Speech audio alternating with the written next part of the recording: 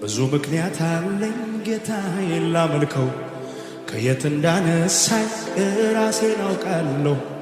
የተረሳ ቢመስልብኝ አቅም ለጊዜው ሰውም ሰው ይሆናል።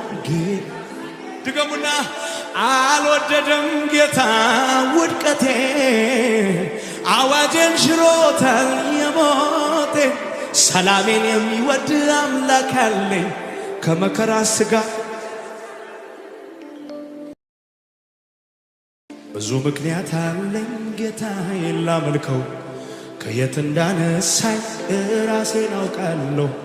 የተረሳ ቢመስልብኝ አቅም ለጊዜው ሰውም ሰው ይሆናል።